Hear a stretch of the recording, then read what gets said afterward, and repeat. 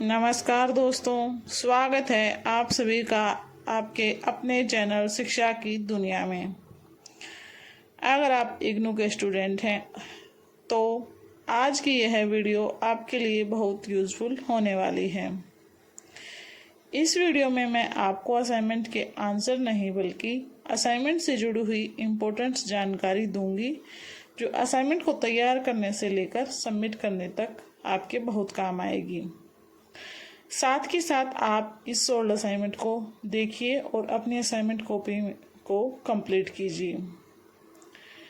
Video को पूरा ज़रूर देखिए क्योंकि आज हम जानने वाले हैं जैसे कि असाइनमेंट क्वेश्चन पेपर कहाँ से डाउनलोड करना है, सही असाइनमेंट कैसे पहचानना है और असाइनमेंट का फ्रंट पेज कैसे तैयार करना है, असाइनमेंट लिखते समय किन किन बातों का ध्यान रखना है और असाइनमेंट सबमिट करने से पहले कौन कौन सी चीज़ें चेक करनी हैं।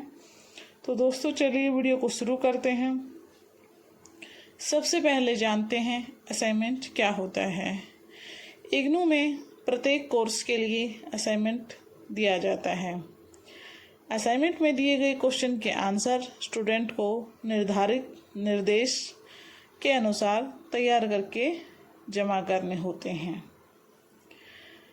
असाइनमेंट के मार्क्स भी आपके एकेडमिक असेसमेंट का हिस्सा होते हैं, इसलिए इसे केवल फॉर्मल वर्क समझकर इग्नोर आपको नहीं करना है। यह आपके फाइनल मार्क्स में अच्छा खासा वेटेज रखते हैं। हालांकि असाइनमेंट के मार्क्स और वेटेज कोर्स के अनुसार अलग अलग हो सकते हैं। सभी कोर्स कोड के अलग अलग हो सकते हैं, किसी किसी कोर्स कोड का अलग अलग होता है वेटेज असाइनमेंट के मार्क्स का। इसलिए अपने करंट असाइनमेंट और प्रोग्राम की इंस्ट्रक्शंस जरूर चेक करें। अब आगे बात करते हैं कि असाइनमेंट क्वेश्चन पेपर आपको डाउनलोड कैसे करना है। इग्नू की ऑफिशियल करंट असाइनमेंट पोर्टल पर जाना है, जहां आप अपने प्रोग्राम और कोर्स के अनुसार असाइनमेंट खोज सकते हैं। सबसे ज़रूरी बात यह है कि असाइनमेंट किसी रैंडम वेबसाइट या पुराने पीडीएफ से डाउनलोड करने की बजाय इग्नू की ऑफिशियल वेबसाइट से ही डाउनलोड करें ताकि आप तक सही जानकारी पहुंच सके। इग्नू के करंट असाइनमेंट पेज पर प्रोग्राम कोड या फिर अपना कोर्स कोड से सर्च करने की सुविधा उपलब्ध है। असाइनमेंट डाउनलोड करने से पहले वैलिड सेशन और कोर्स कोड जरूर चेक कर लें और ये भी ध्यान रखें कि आपका जो सेशन हो आप उसी को सिलेक्ट करें। ध्यान रखना है पुराना असाइनमेंट देखकर उसे करंट असाइनमेंट ना समझ लें। अगर आप कोर्स कोड है तो सर्च बॉक्स में अपना कोर्स कोड डालकर असाइनमेंट चेक करें और अपने सेशन के लिए वैलिड पीडीएफ डाउनलोड करें जो कि फ्री ऑफ कॉस्ट होता है। अब आगे जानते हैं कि असाइनमेंट का फ्रंट पेज आपको बनाना कैसे है।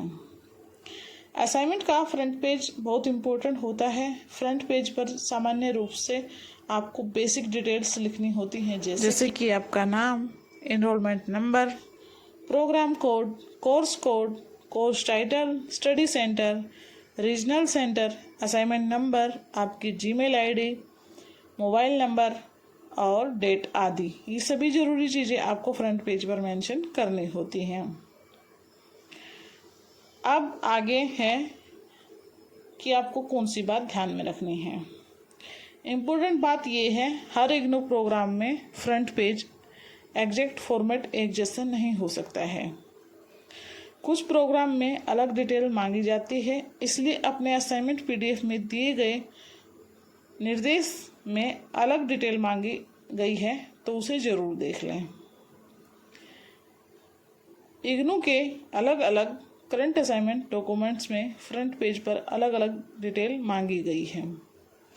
उदाहरण के लिए कुछ असाइनमेंट्स में name, address, enrolment number, admission session, course code, course title और रीजनल सेंटर ही मांगा जाता है। इसलिए मेरी सलाह है कि आप मेरे बताए फॉर्मेट को बिल्कुल भी एग्जैक्ट कॉपी ना करें। पहले ध्यान दें कि आपको अपना कोर्स कोड कौन सा है और उसमें कैसा निर्देश दिया गया है।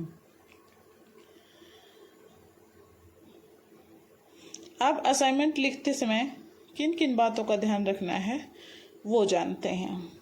सबसे पहली बात, असाइनमेंट को साफ और रीडेबल हैंडराइटिंग में लिखें जो आसानी से पढ़ा जा सके। दूसरी बात है, हर असाइनमेंट के लिए अलग शीट रखें और पेज को कोर्स वाइज व्यवस्थित रखें। तीसरी बात है, क्वेश्चन नंबर क्लियर लिखें और असाइनमेंट पीडीएफ में दिए गए निर्देश के अनुसार ही आपको आंसर लिखना है। निर्देश का मतलब है कि जैसे किसी में आपसे 500 वर्ड मांगा जाएगा, किसी में 400 भी हो सकता है। ये कोर्स कोड के अनुसार चेंज हो सकता है। किसी में 800 वर्ड्स भी मांगे जाते हैं, 100 वर्ड्स भी मांगे जाते हैं, 250 भी मांगे जाते हैं। इसलिए आपको जो आंसर लिखना है ना, अपने निर्देश के अनुसार ही तैयार करना है। चौथी बात है, जहाँ जरूरी हो वहाँ हेडिंग और इम्पोर्टेंट पॉइंट्स को अंडरलाइन कर सकते हैं। पांचवी बात पर आते हैं, असाइनमेंट को जल्दबाजी में पूरा नहीं करना है।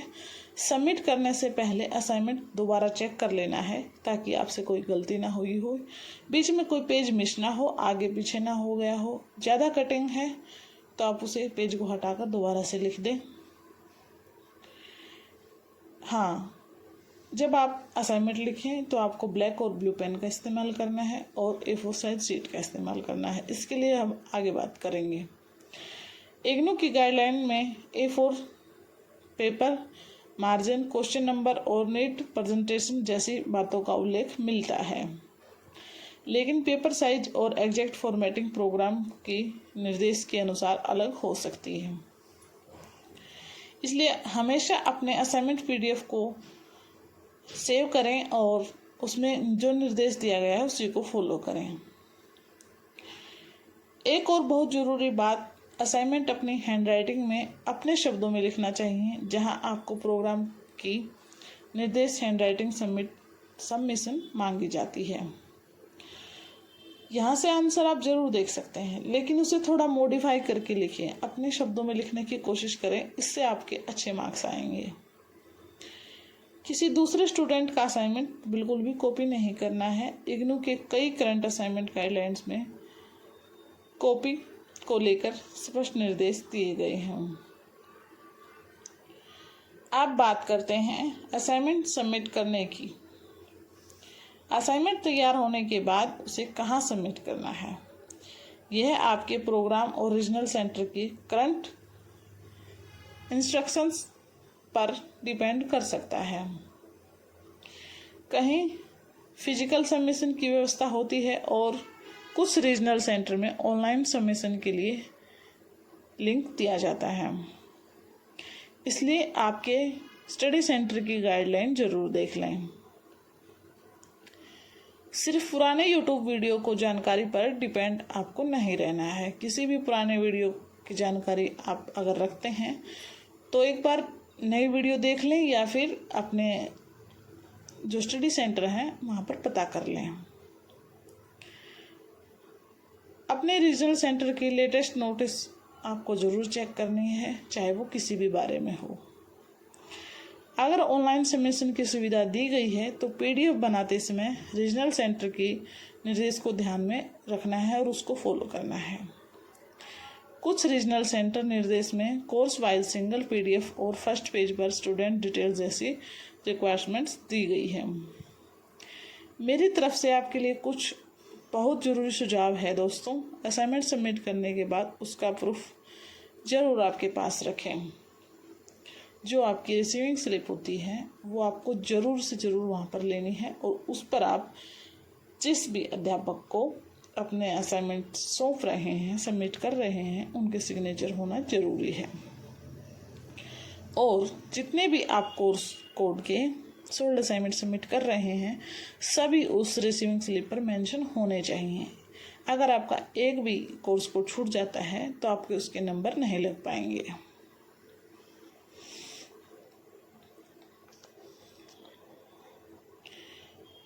अगर आप ऑनलाइन सबमिट करते हैं तो उसका भी स्क्रीनशॉट रखिए, ईमेल वगैरह रखिए। और अगर आप